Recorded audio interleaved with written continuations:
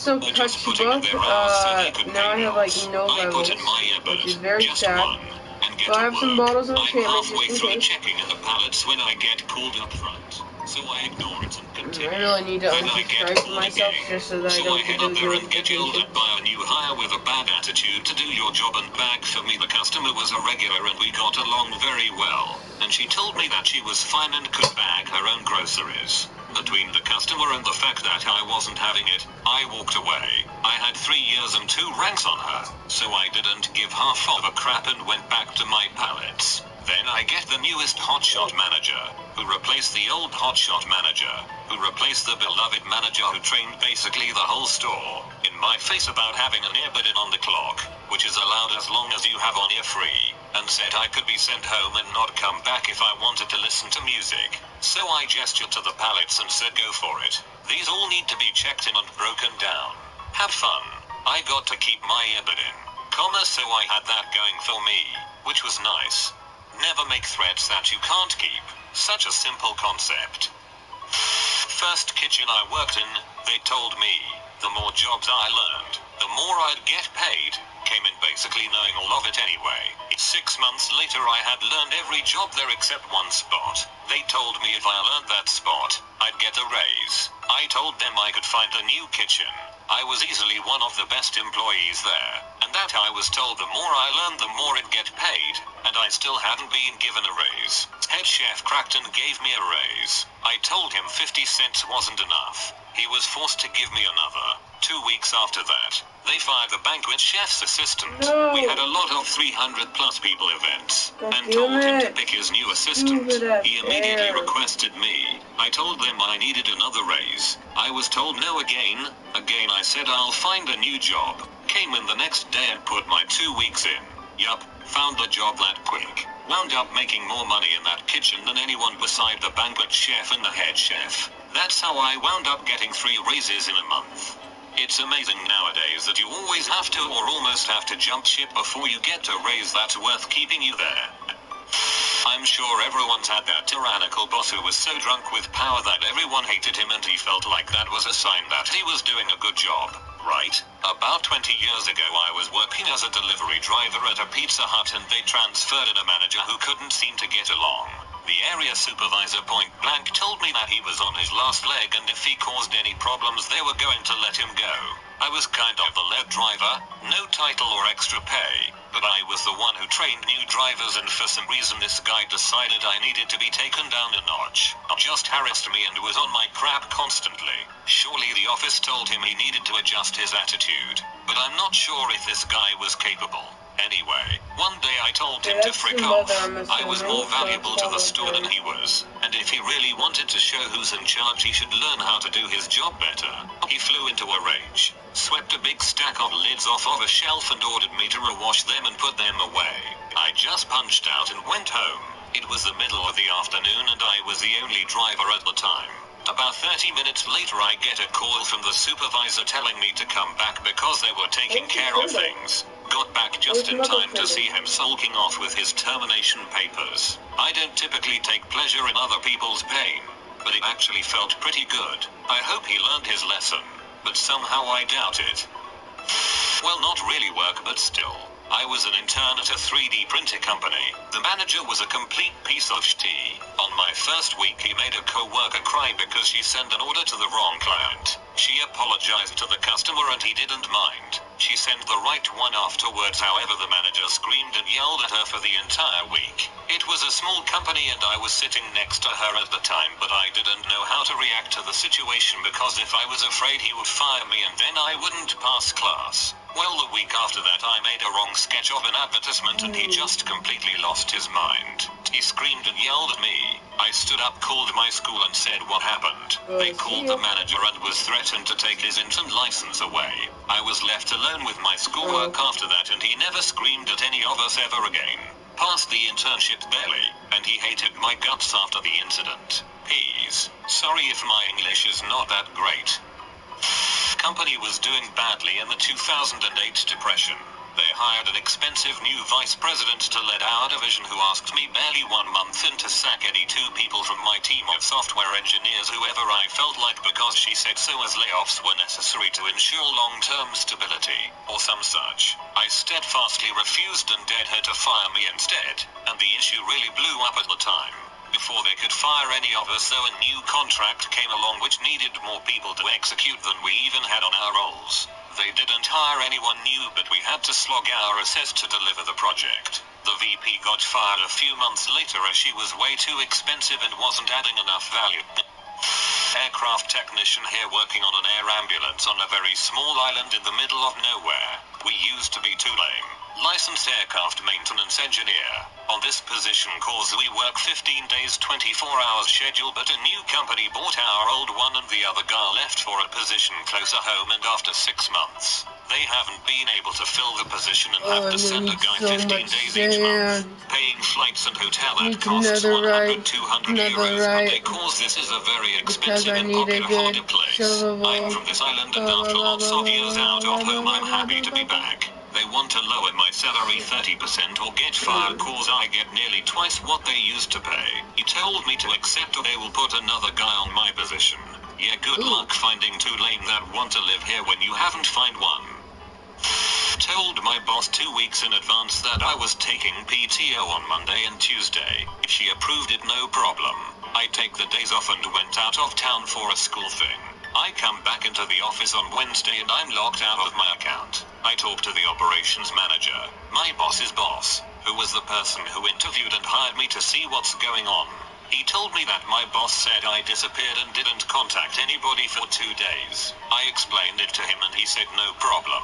I talked to my boss later in the afternoon and she is furious. Starts saying how I didn't tell anybody that I was taking PTO and thought I just suddenly quit. I don't know what the frick this bee was talking about because I told her 2 weeks ago that I was going to be out those 2 days and I have the emails to prove it. At this point I was the only person left on my team of 4 people who were there when I was hired. I was already planning on quitting in next month as I had to move for school.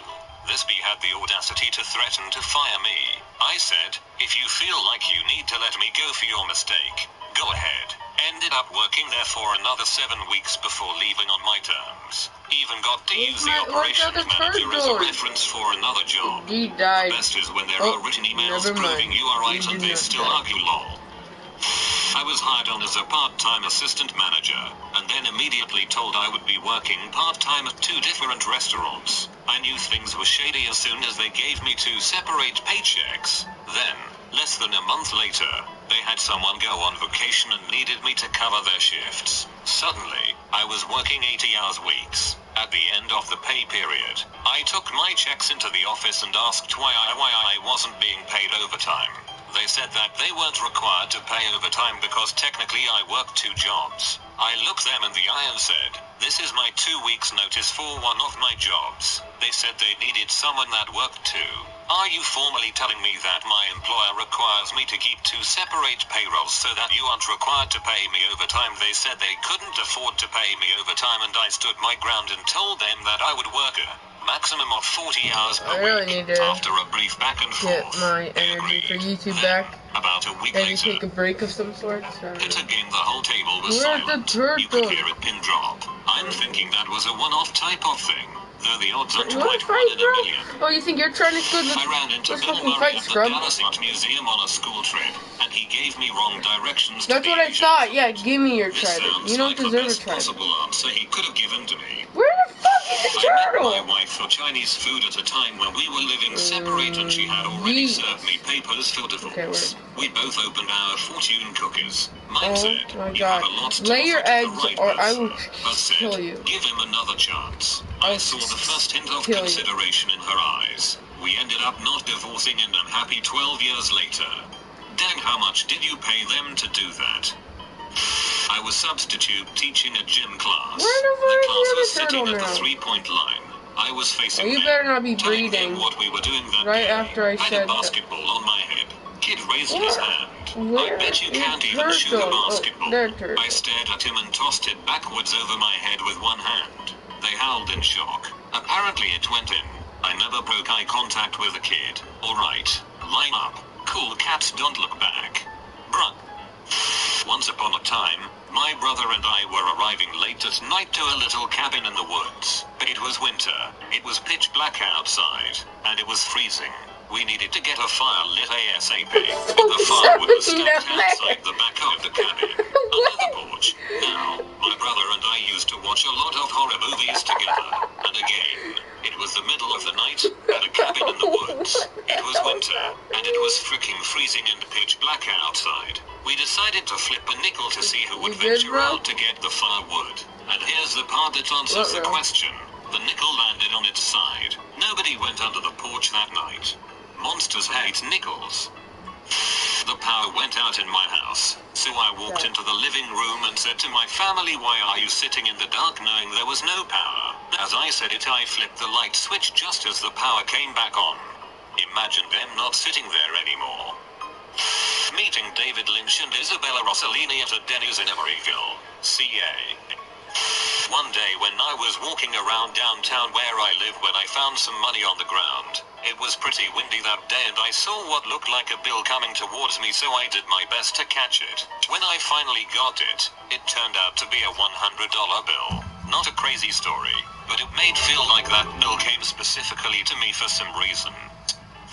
I don't know if it is 1 in a million, but my wife started leaking amniotic fluid at 21 weeks. They told us there was nothing they could do for the baby. We were so anguished at the thought of losing him.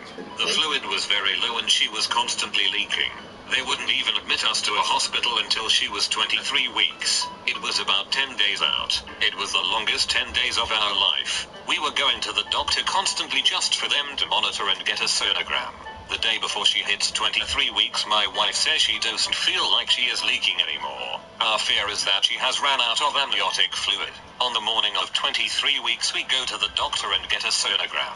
The plan all along was as soon as we hit 23 weeks, we go to the doctor's office to confirm fluid level, and then they were going to send us to the hospital straight from there. And somehow the amniotic sac that was ruptured has sealed. To everyone's surprise, the fluid was back to normal range. We are all in shock. The doctor tells us to just take it easy and we can head home. My wife delivers our son a full term with no health issues. Everyone at the hospital tells us how lucky we are to have the amniotic sac seal. After the birth, the doctor tells me that in the 40+ years of delivering babies, he could count the number of times on one hand that he has seen amniotic sac ruptures heal. I don't know the odds, but I do know my wife and I are incredibly lucky to have our little man. He is 10 months old today as well. Attended Linkin Park concert, managed to get right on the barricade, and while singing in the end I had both my hands up in the air. Both Mike Shinoda and Chester Bennington jumped on top of the barricade fence, held my hands to keep their balance. For about 20 seconds I felt like a rock star. I was upgraded to first class for free 10 minutes before boarding. I've always wondered how that happens, honestly. Bit of context. I have lived in Sweden for the last 2 and a bit years with my soon-to-be wife. I am originally from Wales, UK. I went to Stockholm to visit a friend for her birthday party. Pretty fun. On the way back home on the train, an old man is sat next to me talking to his wife, who was sitting on a chair directly in front of him. He was speaking in Swedish, so I asked him if he would like me to swap seats with his wife so we could sit together. I noticed in his response that he had a Welsh twang to his accent. I asked if he was Welsh and he said yes. Turns out he grew up in the same area as my father and went to the same school. I was amazed at the coincidence and say fairly loudly, it's crazy that the first Welsh person I meet in Sweden is from a small town where my father grew up. At this point, a guy from the other side of the carriage stands up, walks towards me and says, "Hi, I'm XXXX. This freaked me out because we have the same name." Turns out it gets weirder. Not only do we share a very uncommon name, we also went to the same school, and weirdest of all, his best friend is my best friend's big brother, and there have been times when we have been in the same house together but never interacted beyond basic greetings. This really freaked me out. Anyway, if you have any questions, feel free to ask. I have alopecia universalis, so I'm never going to grow hair again. Plus side, I'll never lose it again either. Before Google, I am old. Deal with it. When I was in college, I was trying for about 12 hours one day to remember the name of the instrument you use to take your blood pressure, sphygmomanometer. I was obsessing about still when I went to pick up beer for a party that night. The store didn't have the beer I wanted, so I grabbed some random seasonal mix pack. Helped myself to one when I arrived at the party and opened the bottle only to find that the bottle caps had riddles and trivia on them and mine said pressures on the top and sphygmomanometer on the inside. I've had weird moments like that, and it really makes you wonder about the universe. A wasp flew through my bedroom window one day. I reacted by kicking it across the room and out the window. I was driving behind a large truck which threw up a rock from its tire. Cringing in anticipation as I hope my windshield isn't damaged. I feel a sharp pain on top of my head. I found the piece of gravel stuck in my hair on top of my head. Came over the car and fell through the moonroof. I can't help but feel the two are related. Out in a boat on a lake trying to catch fish, not having any luck. See an osprey dive out of a tree into the water. Osprey comes up with a fish and starts to fly away. A bald eagle dives out of another tree and attacks the osprey in mid-flight. Osprey drops the fish. Eagle continues to rip into the osprey. Pretty cool, right? Not over yet. A huge raven drops out of a third tree, plucks the falling fish out of midair, and flies away with it. No one believes this story. I mean, it is a fish story, right? I'll never see that again. Dang smart raven, eh? My cousin had kids with this woman I only met once. She lives in Boston. He lives in Jamaica. I live in New York City. One morning I was running late from work and decided to take an alternate route. I got so confused and stressed out transferring to different trains I got myself lost and ended up at the stop going to the ferry, which is ridiculously far from where I was headed. Anyway, I was walking on the platform toward the map and this small kid runs up to me and jumps into a hug. I'm confused. I look up, and it's my cousin's baby's mother and his 3 kids, on their first trip to Nick, to the Statue of Liberty. I was in my small high school's band and my senior year we marched through Disney World. Various high schools are selected to do this on a regular basis, but we only went once in my 4 years. About 20 years later I returned to Disney World with my kids. On the first day we were at the park. Within the first hour there, my high school marching band came marching down the street. I bumped into my teacher on Thunder Mountain in Disney World. We're from Boston. I ran into a teacher from my high school on the street when I was in Singapore for a day, layover on the way to India. We're from Canada. One time during a thunderstorm, I was looking out my window, and I saw lightning strike the electric wires, and blue streaks of electricity shot down the wires. It was incredible to see. I woke up one morning well rested and refreshed. I went to college in a major city with public transit. My city also has a big homeless mental health issue, as the trains are relatively cheap and men are run 24/7. Unfortunately, the mentally ill tend to use it as shelter. I was riding to work early one morning when a young, obviously homeless, man approached me. I thought he was going to ask for money. Instead, once he stopped in front of me, he reached down and hugged me. I was 19 years old at the time. It was gross. He wouldn't let go. I promptly clonked him over the head with my water bottle. Eventually he let go and walked away. I thought about calling the police, but they never come in this city. 5 years later, I was taking the train again. A man approached me, and something about the situation felt familiar. I looked up, and sure enough, it was the aggressive hugging man. I recognized him right away. We've been through this before, I said. Do not hug me. The aggressive hugging man got the memo, and left me alone. It then began approaching other women on the train, trying to hug them. I had enough, and decided to report it to the police. They didn't come, as expected, so I stopped by the station. The detective I spoke to showed me some pictures. Apparently this man had randomly hugged 75 other women back when I first encountered him in a period of a few weeks, most of who were underage. He spent some time in jail, but was apparently back at it. The next time I saw him I gave him my friend's business card, who is a social worker, and this dude now has housing, a part-time job, and I don't think he's going around hugging random women anymore. My guess is he wanted to go to jail for housing and food but didn't want to cause any harm. so he just hugged people until he was thrown in jail. Reddit. What was your best I could never do that again if I tried it a million times moment? I was taping some tracing wire to a natural gas line we were installing. When I pulled the wire tight, it snapped against the pipe, and I ended up hitting a wasp that was on the pipe, perfectly beheading it. Beheading. I ran out of gas while driving full speed once, and managed to coast over a mile and come to a stop right at a gas pump. I had a lot on my mind. I was going through a divorce, and simply didn't think about filling the gas tank. I didn't even notice I was out of gas until I felt that the acceleration was no longer working. I turned down my music just in time to hear the engine sputter out. I quickly popped my car into neutral, turned on the hazard lights, and began coasting as long as I could. By the time I reached the gas station I was going about 4 miles per hour, and had just enough momentum to make it up the embankment and to the pump. I didn't even brake until my gas cap was adjacent to the nozzle. Freshman year of high school I was talking to a friend walking in the hallway chewing gum.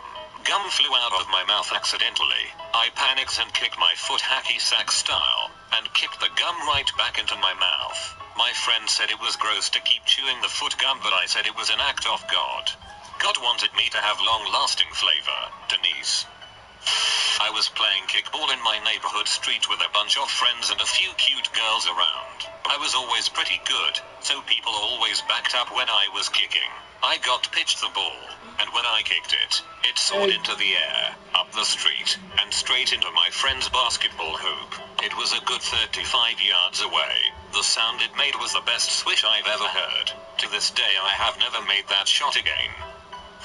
I was sitting in a bar one time next to a pool table. The guy knocked the cue ball off, knocked the beer out of my hand, but I caught the ball. All was good. The guy bought me another round.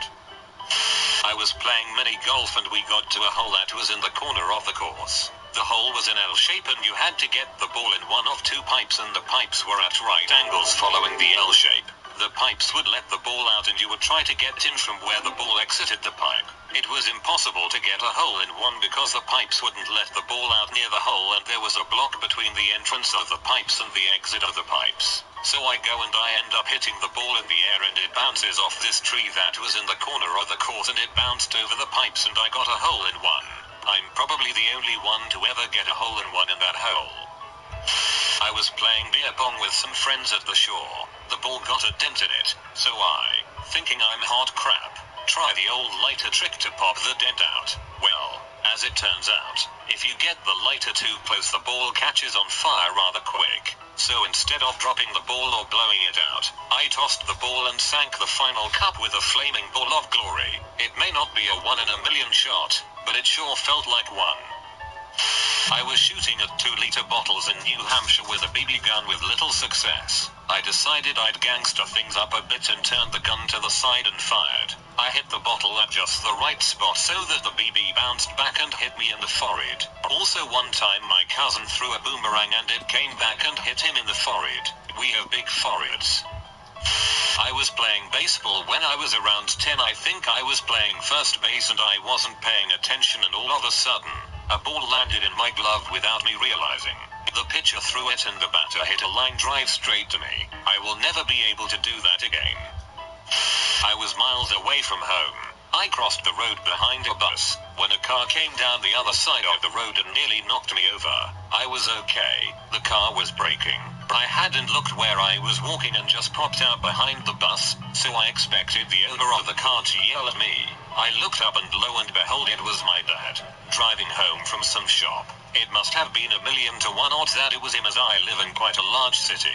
P.S. I learned my lesson about crossing behind buses. I flipped a coin in my garage and it got stuck in the rafters. I walked away disappointed. 5 days later, I was walking to my car and it fell down into the shoe I was wearing.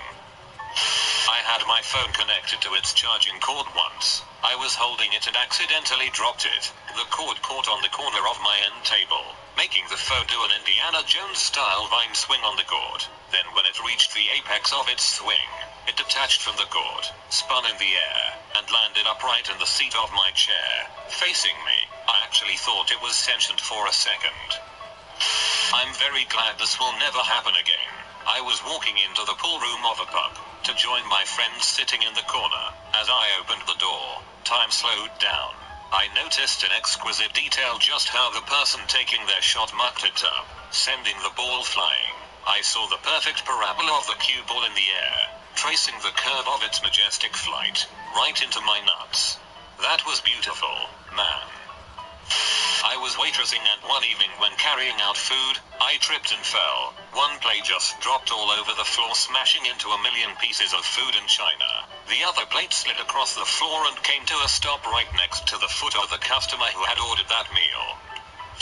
In middle school my friends and I were joking around. I forget what exactly about, but for some reason I had said something about hiding a body in a locker and turned to the nearest locker, the kind with the combination lock built in, and playfully tried to open it up as part of the joke. I randomly twisted the lock and pulled the handle and the dang thing just opened, and inside was a black garbage bag with something big inside. I was completely floored by my dumb luck. They thought I planned it. I was acting in a play, and whipped my head to the right to react to what another character was saying. This was something I did every night in rehearsals, but for some reason on opening night, my glasses shot right off my face. Guys, watch my turtle for me. I'm gonna go I have eat. no I'll be idea back. how, but I immediately caught them with my already outstretched right hand. The audience ate it up. They applauded, like this was a tricky maneuver I had practiced every night, but it was literally something I could never do again. 2 minutes later, I whipped my head to the left to react to another character, and the glasses went airborne again, smacking the actress in the face and falling behind a prop so that they could not be easily recovered. I want you to know that because of this I picked up a pair of cheap aviator knockoffs, bent the frames to fit loose and have spent the last 15 minutes perfecting this maneuver. I believe I was 13 years old at the time, so this was approximately 10 years ago. I was fishing off the dock of my parents' beach house. I went to cast and released the fishing line into the air. A seagull was flying by at the exact time and the hook got attached to the bird. I caught a motherfucking seagull with my fishing rod. I tried to reel the seagull in to remove the hook from its mouth, but the bird was having none of that. It was kinda like flying a kite, until I decided to cut the fishing line. Years ago I was ice skating when I saw a group of my school friends. They were obviously there for the first time and kind of shuffle sliding out to the center of the rink in a group of 4 without taking their feet off the ice. I was still new at this too and not very good, but I skated over to say hello.